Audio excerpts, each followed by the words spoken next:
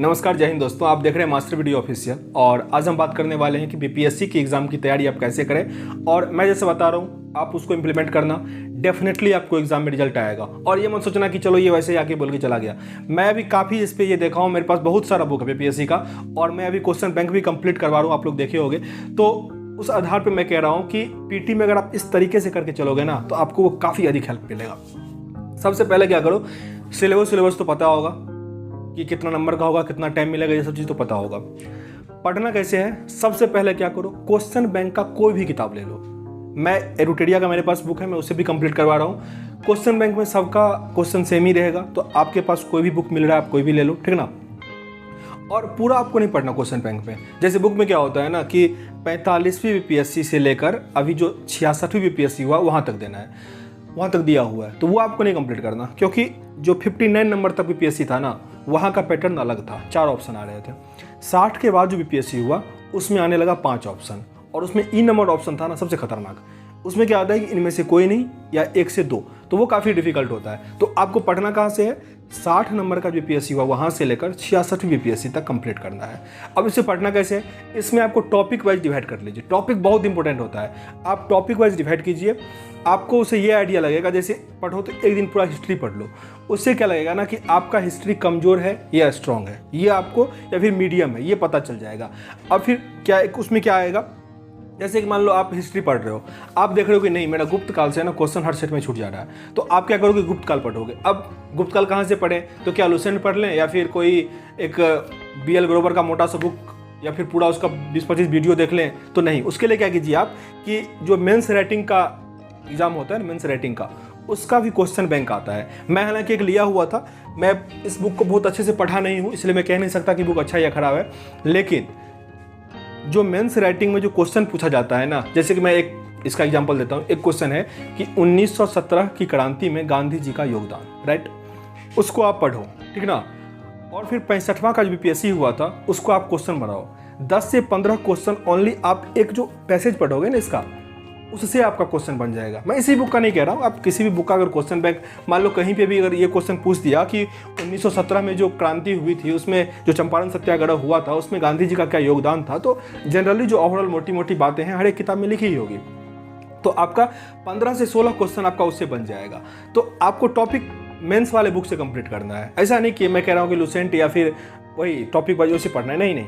आप इसको कीजिए, पूरा छांट के इसमें दिया गया, क्योंकि जो इंपॉर्टेंट क्वेश्चन होता है ना वो उसमें पूछ ही देता है। और अगर आप इस तरीके से पढ़ते हो कि जो पीटी का क्वेश्चन पे हम अटक रहे हैं ना, वो मेंस वाले क्वेश्चन से सॉल्व कर देते हैं, तो आपको वो मेंस में बहुत अधिक हेल्प करेगा, ठीक है ना। क्योंकि मेंस में भी तो वही क्वेश्चन आ रहा है, मतलब आपका पीटी के साथ साथ मेंस भी हो रहा है। इस तरीके से पढ़िए। अब फिर साइंस का तो मेरे भाई यकीन मानो डिट्टो होता है। 30 प्रश्न आते हैं साइंस के, 30 से 32 प्रश्न।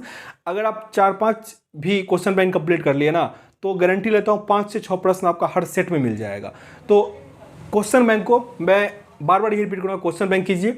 फिर अगर टॉपिक का जो कुछ होता है, जैसे कि मान लो साइंस में हमको समझने में दिक्कत आता है, अगर मैं, क्योंकि जो डिस्क्रिप्टिव है मेंस है उसमें साइंस का तो दिया नहीं गया है, तो उसको हम कैसे कंप्लीट करें, तो आप यूट्यूब पे या कहीं पे लुसेंट वीडियो देख लीजिए। लेकिन हाँ, अगर आप पीपीएससी के साइंस की बात करते हो तो एसपीडी का बुक आता है, एसपीडी का पुराना सामान्य अध्ययन सामान्य विज्ञान, तो सामान्य विज्ञान का बुक जो है उसको कंप्लीट कर लीजिए, सफिशियंट है। नहीं तो एनटीपीसी का जो एग्जाम हुआ था उसमें साइंस का प्रश्न कंप्लीट कर लीजिए, वो भी सफिशियंट है, उसका भी बुक आता है, एसपीडी का ही बुक आता है, वो भी सही है। तो साइंस बहुत अधिक टफ नहीं होता, 3-4 प्रश्न टफ होते हैं, उसको आप अवॉइड कीजिए। क्योंकि अगर हम पिछली बार की बात करें तो 150 का एग्जाम होता है, 110, 115, उससे अधिक कभी कटअप नहीं जाएगा, ठीक है ना। क्योंकि मेरा 65वीं में रिजल्ट आया हुआ था, 112 मेरा था, मैं पास कर गया था, ठीक है ना। तो बहुत अधिक कटअप भी नहीं आता, इसी के आसपास घूमता है, तो आप आसानी से कर सकते हैं। मैथ में क्या कीजिएगा, क्वेश्चन बैंक को घोर के पीना है मैथ वाले में। क्योंकि मैं देख रहा हूँ ना कि 10 क्वेश्चन आते हैं मैथ से, तो सेम जैसे कि मान लो 2 प्रश्न स्टैटिक्स से आएंगे, माध्यमातिका से आएंगे, बहुलक से आएंगे, तो वो 2 प्रश्न सब में आ ही रहा है। अगर आप क्वेश्चन बैंक कर लिए ना तो वो 2 प्रश्न तो पक्का बन ही जाएगा, मतलब 10 में से 8 प्रश्न बन जाएगा अगर आप क्वेश्चन बैंक को फॉलो करते हो तो। 2 प्रश्न डिफिकल्ट होता है जो एडवांस मैथ से आता है, तो उसके लिए आपको मैथ मजबूत रहेगा तभी बनेगा। बिहार विशेष थोड़ा डिफिकल्ट हमको लगता है, लेकिन वही बिहार विशेष में आपको बिहार में जो घटना हुआ था हिस्ट्री वाला, उसको पोर्शन को पकड़ो, गंगा नदी और डिस्ट्रिक्ट वाले को याद करो। एक 20-25 रुपये में एक पतली सारी बुक आती है, ठीक है ना, उसका भी नाम बिहार एक परिचय या बिहार के बारे में, बिहार एक दृष्टि, कुछ ऐसा उसका नाम है, ठीक है ना। बिहार एक परिचय वो वाला नहीं, इम्तियाज अहमद वो वाला नहीं, वो ऑब्जेक्टिव है वो नहीं।